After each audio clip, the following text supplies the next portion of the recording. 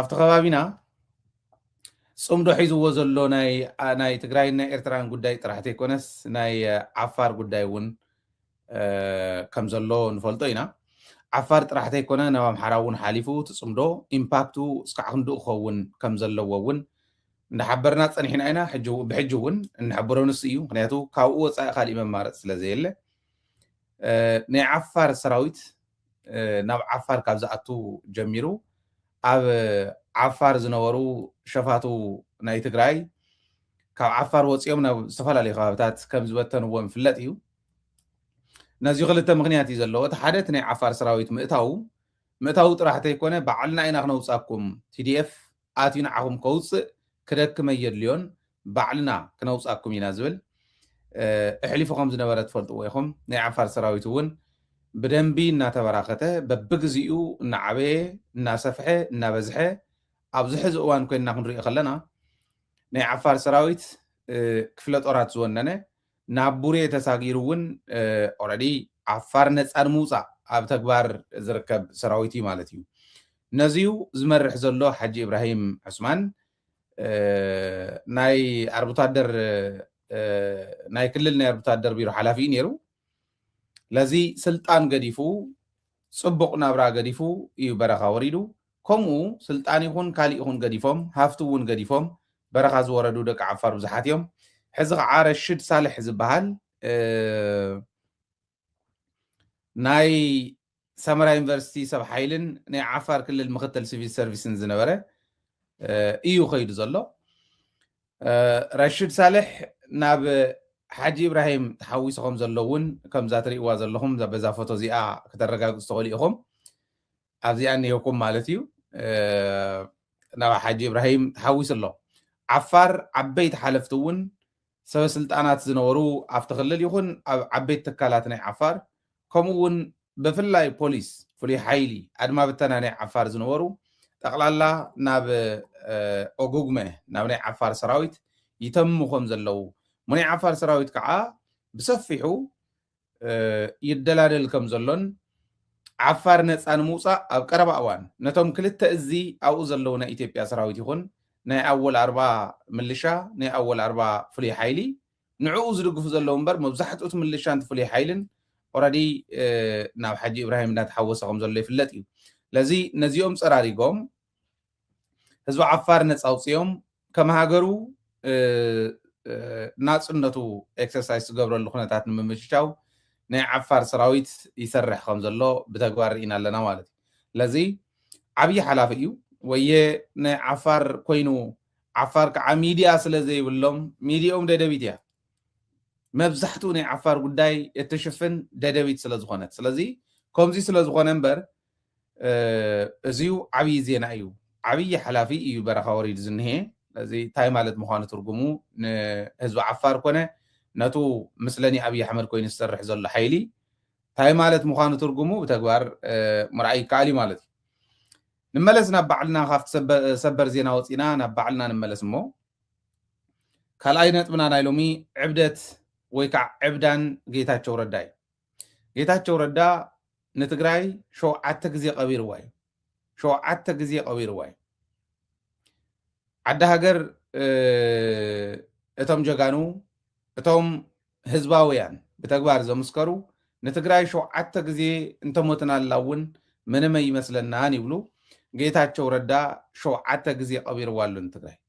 ጌታቸው ንትግራይ ከም ዘይምለስ ይፈልጥ እዩ ፓርቲ መስረት ካሊእ ይግበር ንትግራይ ከም ዘይምለስ ፈሊጡ እዩ ኣብ ልዕሊ ትግራይ ሕዝውን ቸቸ ዝብል ዘሎ ብዙሕ ሰብ ዘይሰምዖ ክኾን ይኽእል እዩ ጌታቸው ረዳ ምስ ኤምቢሲ ቃለ መሕተት ገይሩ 3-4 ዝኾኑ ኣብ ልዕሊ ህዝቢ ትግራይ ምሕረት ዘይብሎም ክሕደታት ኣቐሚጡ ጌታቸው ሓደ ጅግንነት ሰራዊት ትግራይ ከመይ ከም ዝወፀ ፀላኢ ይፍለጥ ይኮ ፀላኢ ካብ መሬት ትግራይ ከመይ ከም ዝወፀ ይፍለጥ እዩ ተሓራ ወፅያ ዘላ መሬት ትግራይ ማለት እዩ ንየማንን ንፀጋምን ንሰሜንን ንደቡብን ፀላእቲ ከመይ ፋሕፋሕ ከም ዝበሉ ይፍለጥ እዩ በይኖም ክገጥምዎ ይኽእሉን بحدا قص بينيخ قطم يلو مورال هالي ومسراوي تقراي قطم زخيلي نبرن زدلي وني نبرن أبي أحمد قد كيت يسعر النايل تاي يقبر كم زلو نزور دوسب ጌታቸው ከም ስለ ዝበለኹም ኢና ማለት ኣይኮነን ጌታቸው ሙሉእ ብሙሉእ ንህዝቢ ትግራይ ክሒዱ ወይ ሙሉእ ብሙሉእ ክሒዱ ወይ ህዝቢ ትግራይ ካብ ህፃን እስካዕ ሽማግለ ታሪክ እዚዩ ብደንብ ክሕዞ ኣለዎ ዘለዓለማዊ ክሕደት ይክሕድ ከም ዘሎ ሰብ እዚ እውን ክፍለጥ ክኽእል ኣሎ እዚ ክፍለጥ ክኽእል ኣሎ ንሓደ ውድብ ክብል እሞ ብውድቀቱ ብስንፍንኡ ብግዕዝንኡ زبارة ودب كبل حزب تግራይ شيء كم زلو بتكبر رأيو سراوي تግራይ صلاعتن يمان صقامن كبتون خلو غزي زالامبسات مسكر نبلت مسكر كبل كلو حقوس قبره سؤال نزربا يكونن نيو بتخكل عب زالامبسا انتاي تقبره عب نبلت انتاي تقبره عالم زفلطو تاريخ سلازخونه نيو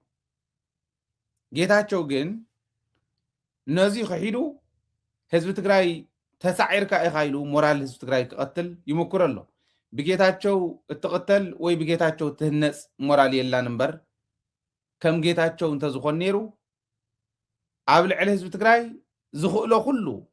ዓይነት ክሕደት ፈፂሙ ጌታቸው ማለት እዩ ናልዋሽ ቅድሚ ሓደ ክልተ ኢሎም ካደይ ታ ቪድዮ ከሪአኩም አልተሻሻለም ባይዞ ሶማሊያ አካባቢ እንቅስቃሴ ያላሉ ሸኔ በዚህ በኩል ታያሉ ፋኖ በዚህ አካባቢ ጋሸና አካባቢ ታያሉ ወዘተ ስለዚህ መንግስት መውደቂያ ደርሷል የሚለው ትንታኔ አሁንም አለ እኔ ልጅ ሆኜ ለኛ ነበር ሰው ብዙ ሰውም ልምታ ካለ ጭቅጭቅ ውስጥ ገባለሁ ቀስስ ብልት ካገኘው ምናምን ላለ ግን አንዳንዴ ደግሞ አሰብ አለበት የመጀመሪያ ዙር ትሞክርና ከዘቀደ ትሞክራለህ ይሁን ሰዓት ላይ ገላጋይ ቢመጣ ጥሩ ነው እንቀጽሊና ጌታቸው ዝኾነ ፋኖ ጋሸና ስለዝኣተወ ወይ ሶማሊያ ከም ስለዝገበረ በቃ መንግስቲ ይወድቕሎ ኢሎም ዝሓስቡ እዮም ይብል መን እዮም ዞም ሰባት እዚኦም ኣበዮም ዘለዉ ቶም ጌታቸው ከምኡ ዝብሎም ዝብል የተሓሳስበኒ እያ ክሕደት ክብሉካ ከለዉ ህዝብካ ክትክሕድ ከለካ ህዝብካ ክትዋርድ ከለካ ክንደዚ ዝኣክል ጫፍ ከድካ ህዝብካ ምክሓድ እንታይ የድልዮ እንተነኣሰ ከም ሰብ ንምንባር እኮ ትምስኡ ዝኒሄ ሰብ ክንደይናይ ዝኣክል ክንዕቐኒ ይኽእል ዝብል ክሓስብ ዘይኽእል ሰብ ምዃኑ ጌታቸው ብተግባር ክተረጋግፁ ትኽእል እዮም ፋኖ ከምዚ ስለዝገበረ እቲ ከምዚ ስለዝገበረ መንግስቲ ይወድቐሎ ኢሉ ዝሓስብ እንተዝኸውን ነይሩማ ዓበይ እሞ ኮርስ ይወድቕ እንዲ ዘሎት መንግስቲ ከምኡ ኢሎም ዝሓስቡ እንተዝኾኑ ነይሮምማ ፅቡቅ እዩ ነይሩ برقص هلخኛ እየ ነረ ብቆልዓ ይብል ኣሎ ህልኽያ ላሕ ተብሎ ዘላ ንጌታቸው እምበር ተለሓሒፁ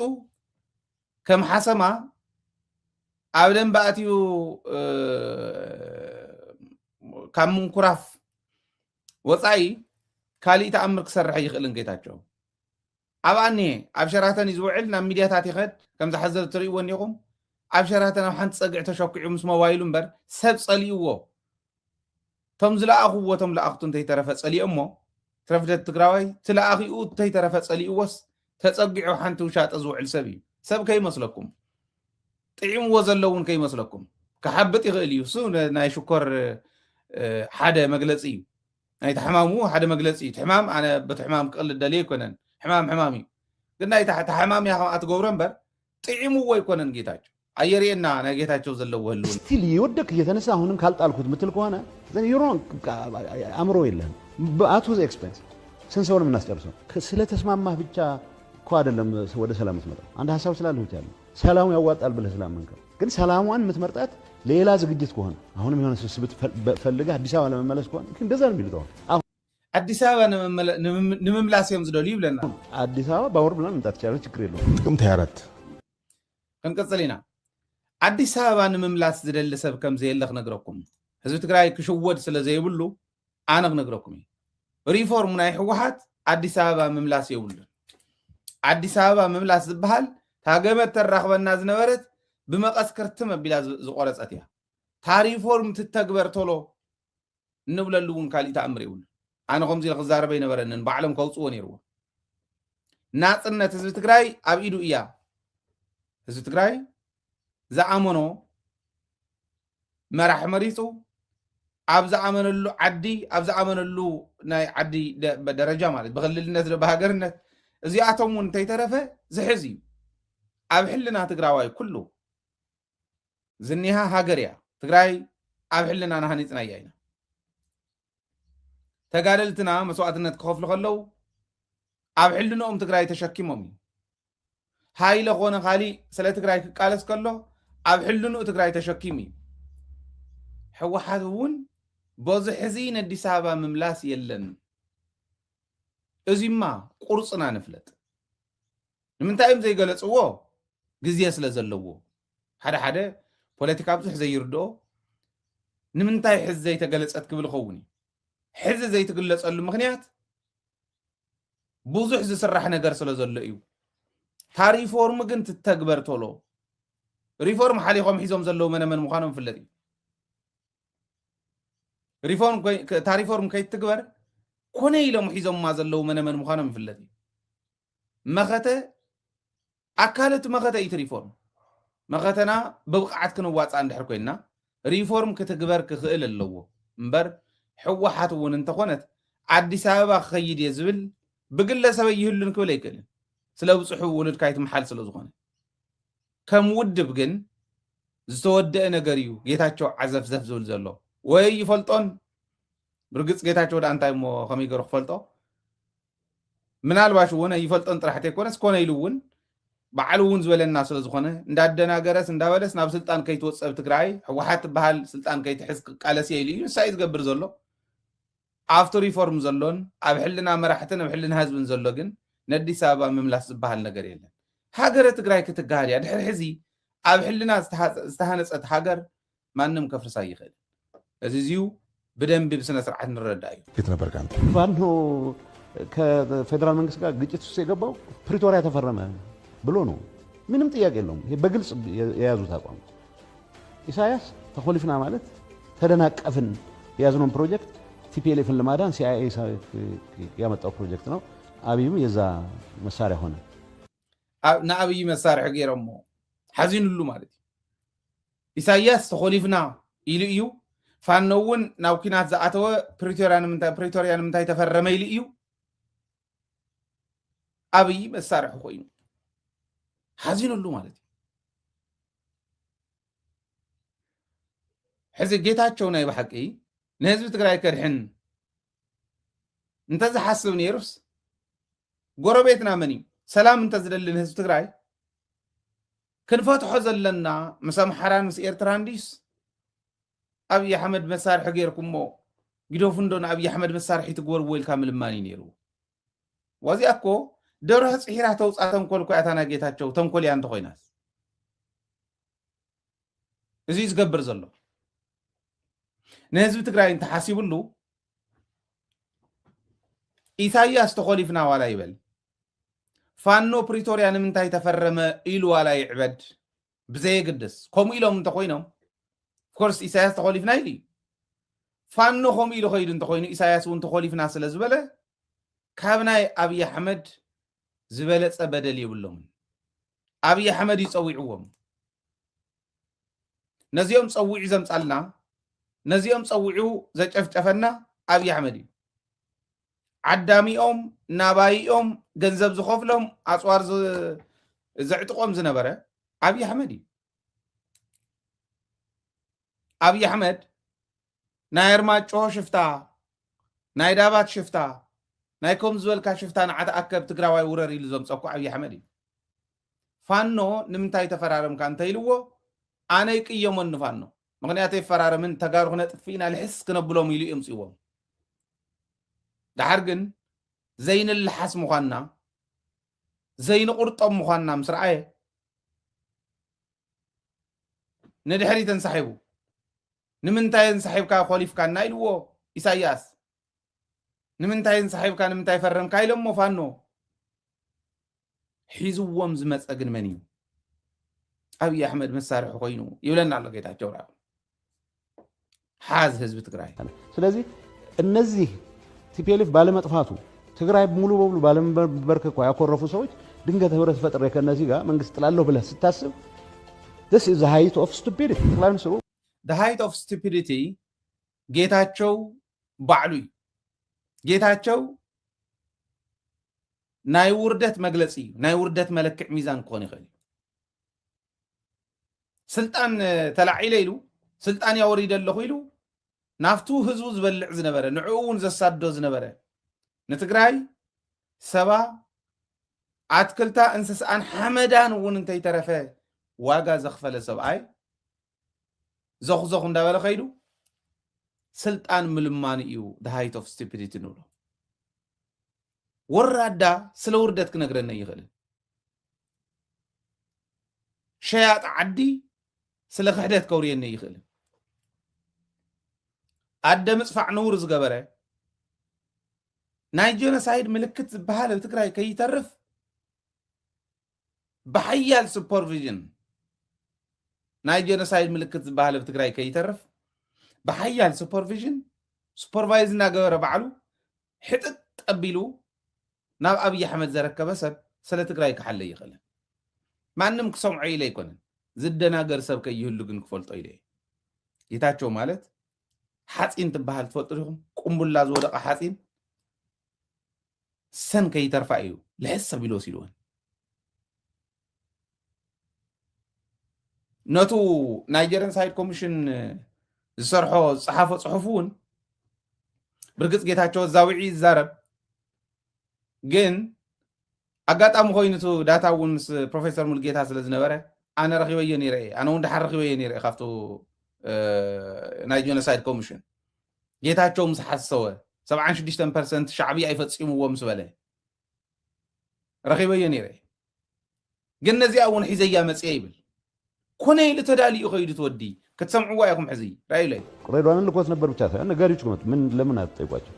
ተነጋግረን አንድ ቃል አስታውሳለሁ ሞዴስ ቪቨንዲ ምፈልግ ነው እያለ ያለው ሶ አብረን የምንኖርበት ከነ ሊሚቴሽናችን የሆነ መንገድ ንፍጠር ነጋሪዎች እኛ ያው ስራ አስፈጻሚ የቲፒኤልኤፍ እንዴት እንደጮኸ ራሳቸው ሊመሰክሩ ይችላሉ ተመልከቱ ኣነ ንሕወሓት ኮነ ንኻሊ ትግራይ ከም መሓደር ዝመፅእ ፓርቲ ብዙሕ ዚ ዋላ ንግዚያዊ ምሕዳር እውን ፕሬዚዳንት ብምዃኑ ዝረኽቦ ሚስጥር ኣውፅኡ ዝርግፍ ከም ጌታቸው ንዝበለ ሰብ ናብ መራሒ ከይተውፁ መሓሉ ወይዛኹም ነዚ ትግራይ ቃል እተውሉ ፕሬዚዳንት ኮይነን ተፀኒሐስ ፕሬዚዳንት ብምዃነይ ዝረኽብክዎን ሚስጥር ናይ ዓደይ ኣውፅየ ኣረቂ ብዝሰተ ኩለን ባይ ዘ ወይ መነፅሩ ከምዚ እዩ ናይ ሳንግላስ ገይሩ ዝመፅእ ሰትዩ ስለ ዝመፅእ እንዲ ንዘረባ ክምችዎ ረቂ ሰትዩ ዝመፅእ ኣረቂ ሰትዩ ክዝርግፍ ከሎ ጌታቸው ክትመሃሩሉ እዩ ዝግባእ ከምዚ ዝበለ ሰብ ድሕሪ ሕዚ ናብ ስልጣን ከይወፅእ ጌታቸው ኣይኮነን ከም ጌታቸው ዝበለ ሰብ እውን ጌታቸው ጥራሕ ኣይኮነን ከም ጌታቸው ዝበለ ሰብ እውን ናብ ስልጣን ከይወፅእ እዚራኹም ስራሕ ፈጻምስ እንታይ ይገብር ነበረ ኣብይ ኣሕመድ ደንቶ ኣይኮነን ኣይፈልጦን ክፈልጦውን ኣይኽእል ንዕበል ሓቢርና ንንበር በቃ ሓቢርና ንነብረሉ ነመቻቹ ክበሃል ከሎስ ሓዉ ኮይኖም ኢሉ ሓቆም ተሓታትነት ዘይተረጋገፀ መሬትና ሒዙ ቁልፊ ሒዙ በቲኣን እንዳቆለፈ ሓቢርና ንንበር ክብለኒ ከሎ ህዝበይ ከጥፈ አይደለም ከምዚ ዝበለ ሓሰማ ግን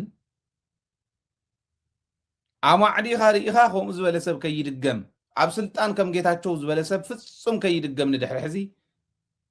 እዕሪና ቆቋሕ ኮይና ኢና ክንከታተል ዘለና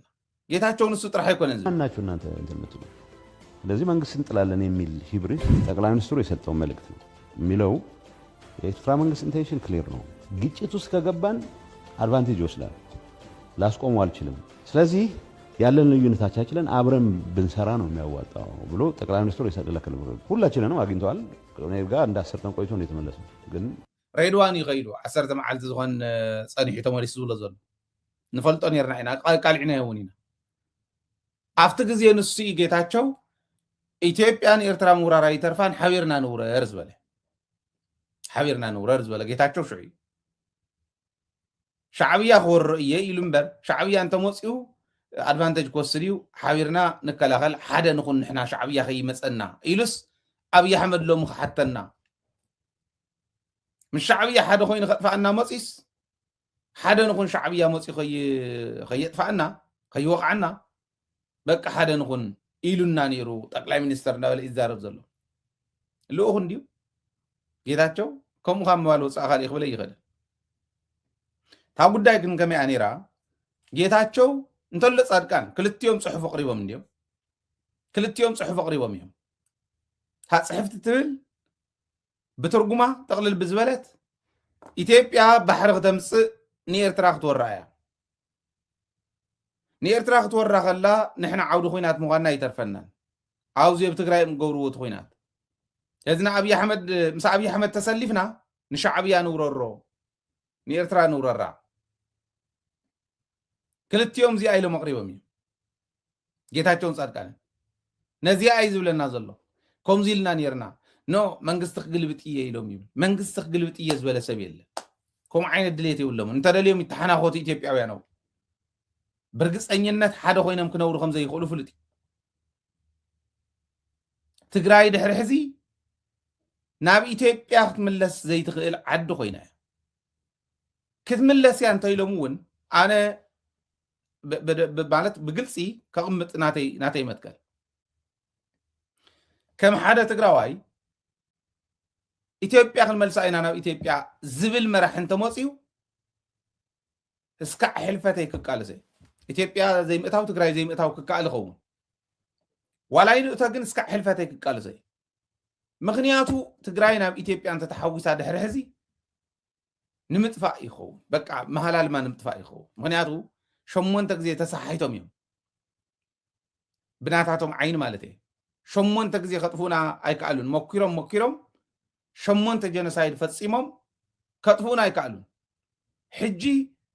ኣብ 8 ግዜ ዝተጋገዩ ወጌጋ ኣስተኻኺሎም ልሕስ ከብልና እዮም ክመፁ ናብዚ ክትኣቱ ትግራይ ኣይደልያን መንነተይ ክጠፋእና ይደሊ ህዝበይ ሒዛ ክቃለስ እየ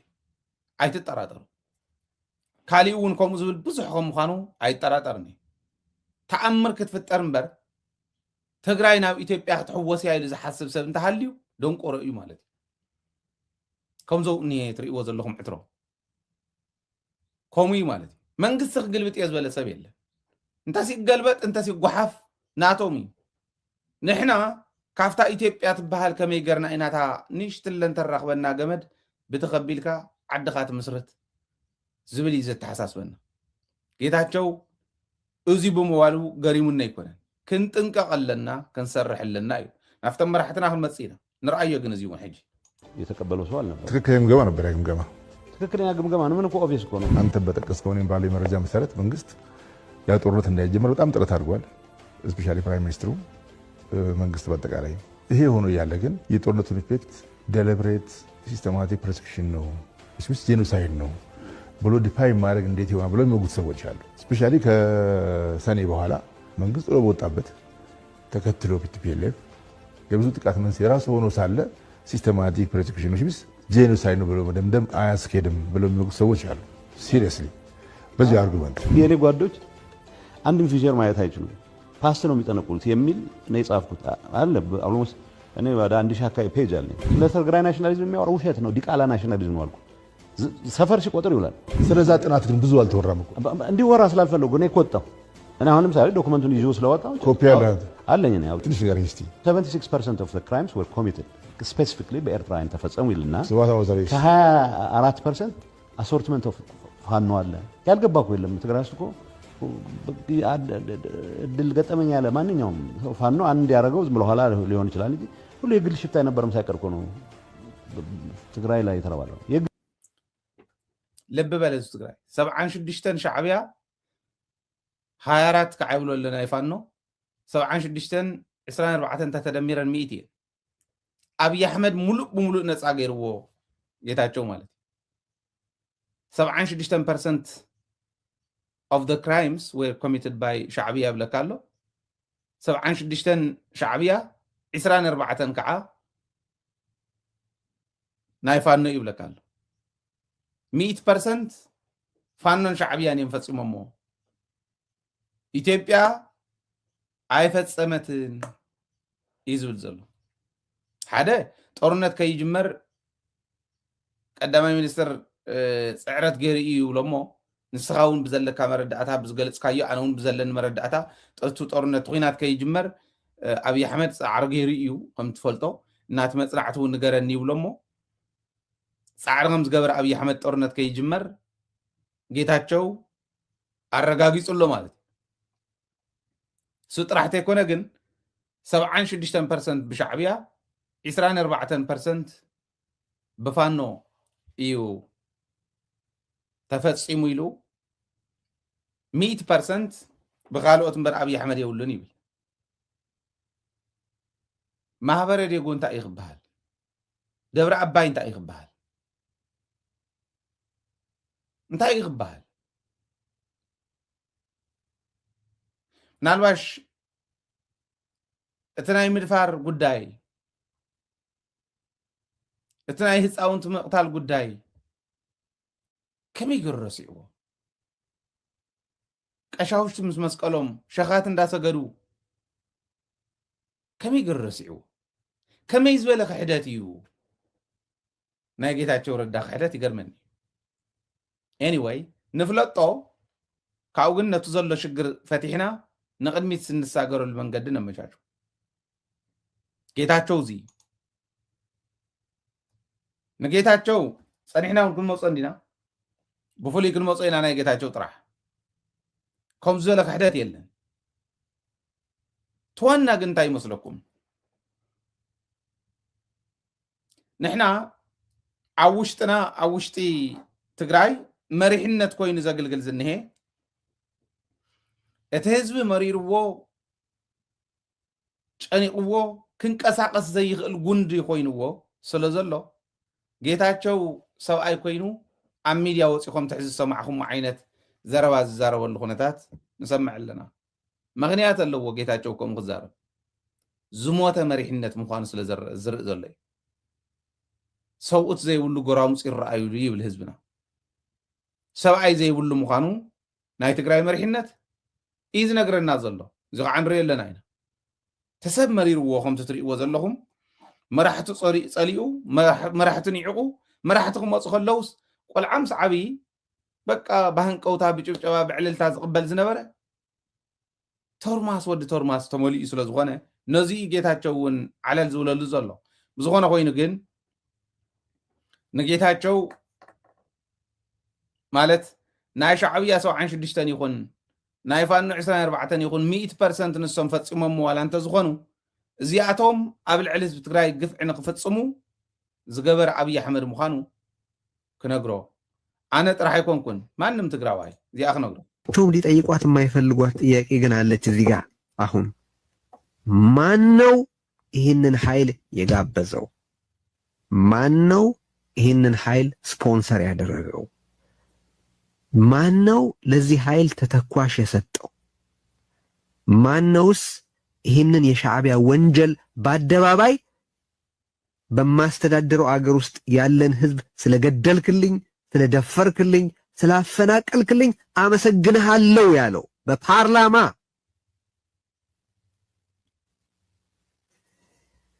ማለት ጻድቃን ምን ሆኗል ምን ነው ማለት እንደዚህ የወንጀል ሰለባውን ህዝብ በዚህ ደረጃ ልትሳለቅበት ይገባል እንዴ ጻድቃን እንዴ በዚህ ደረጃ ከመውረድ ቢቀርብስ በዚህ ደረጃ ከእውነታ ጋር ከመላተም ቢቀርብስ ምን ይሰራል ምንድነው ይሄን ያህል እንዴ እንዳከበርንህ እንደ ማለት ላይ እንደሰቀልንህ ብትኖር ምን አለበት እንደዚህ በዚህ ደረጃ እኔ እየሄዳችሁ ከአብይ አህመድ ጋር ቁመታችሁን ለማስተካከል የምትከረክሙት ነገር ነው በፍጹም ሊገባኝ አይችልም ያ ሻዕቢያ የፈጸመውን ወንጀል ፈጸመ አብይ አህመድ የሚጠየቀው ግን በገዛ ራሱ ወታደሮች ከፈጸመውና ካስፈጸመው ወንጀል በተጨማሪ ይሄንን ሻዕቢያ የተባለ አራዊት ትግራይ አምጥቶ ጋብዞ ስፖንሰር አድርጎ እነዚህ ሁሉ ወንጀሎች እንዲፈጸሙ ያደረገውን ኃይል ተተግነ ሌላ ማንኛውንም ኃይል ለመክሰስ ሞራል አለህ ወይ ብዬ መጠየቅ ወዳለሁ እኔም ጠይቃለሁ ንሲና ንብል ዘለና شعبية يفصمو فانو يفصمو ناي سوماليا سراويت يفصمو ناي عرب هاجرات درونات يفصمو ناي كله تحتاتي أبي أحمدي نزيهم كلهم أخاخي وزمسة زيهم كلهم ناي أبي أحمد عسل خوينا من يوم نافت تقراي زيهم كلهم ناي أبي أحمد مسار خوينا من يوم نافت تقراي زيادة في أتوي كونتن كونيلو أبي أحمد حران موسى تلقوا تواهي وسرح سلسب سلسخونه زقر ما يكونن ازي زقبر مهلاو فليطو زقالس زلو صبو ازي እንዳ ገበረ እንዳሃለው ጌታቸው ازي እንዳ ገበረ እንዳሃለው ጻድቃን ንጻድቃን ከምሰብ በቱን ህወም ዝነበርና ደረጃ ይኮነን ከምሰብ ናይ ሰብ ሚዛን መሃብ ነዞም ሰባት እዚኦም ባዕሉ ይሕትት እዩ ካብ ሰብ ንታሕቲ ዝኾኑ ወራዳታት እዮም ካብ ሰብ ንታሕቲ ዝኾኑ ወራዳታት እዮም ህዝብኻ ካብ ምሻጥ ዓድኻ ካብ ምሻጥ ንላዕሊ ውርደት የለን ባይዘወይ ባዕሎም ቶም ዝልእኽዎ ዘለዉ እውን ኣሳማው መጣ ይብልዎ ጌታቸው ክመፅእ ከሉ እምበር ኣሳማው መጣ ይብሉ ሓሰማ ጌታቸው ረዳ ከብደ ሓደር ጌታቸው ረዳ አብይ አሕመድ በተበረኻ ኮይኑ ዝገልጾ ዝነበረ ዝግለጽ አብይ አሕመድ ሕጂ ሓራን ክወፅእ ስቃይ ኣዲኡ ስቃይ ሓቱ ስቃይ ህዝቡ ረሲዑ ኣምሕርሒሩለይ በታ ዝረኣኹሞ ደረጃ ይገልጽ ኣሎ ነታ ፀገም ትግራይ ንሕጂ ክትጥዕሞ ትኽእል እያ ሕጂ እውን ጥዒማቶላ ይብልን ኣነ ዘለዎ ስቃይ ኩልና ንፈልጦ ኢና ግን ህዝብኻ እንዳኻሓድካ ብዝኸድካ ቁፅሪ እናርሓቕካ ብዝኸድካ ቁፅሪ ፀላእ እውን እናርሓቐካ እዩ ዝኸይድ ኣበይ ከኣትኹም ምዃኖም ዞም ሰባት እዚኦም ፅባሕ ክንሪኦ ኢና ሓቢርና በዚ ደረጃ እዚ ዝግለፁ ወራዳታት ግን ህዝቢ ትግራይ ኣብ በዝሒ ዘለዎ ደረጃ ኣብ ታሕቲ ዘለዋ ኮይኑ ኣይነብርን በትሕቲ ዘለዎ ደረጃ ኣይኮነን ክነብር ፅባሕ ነገራት ኩሎም ተፈቲሖም ተፈናቀልና መረበቱ ተመሊሱ መሬትና ተመሊሱ ትግራይ ትበሃል ሃገር ተመስሪታ ክንሪኢና እቶም ትግራይ ከይትምስረት ጥራሕተ ይኮነስ ትግራይ ተወሳኺ ዋጋ እናኸፈለት ክትነብር ለይትን ቀትርን ፅዑር ዘለዎ በዓል ጌታቸው ግን ብደንቢ ቀዲምና እውን ፈልጦም ኢና ከምዚ ትሪእዎ ዘለኹም በዓል እዚአን ብጀጋኑ ተጋደልቲ ትግራይ ተቃፀላ ታንክታት እዚአን ተሸኪሙ ኣዲስ ኣበባ ዘብፅሕ ሰብ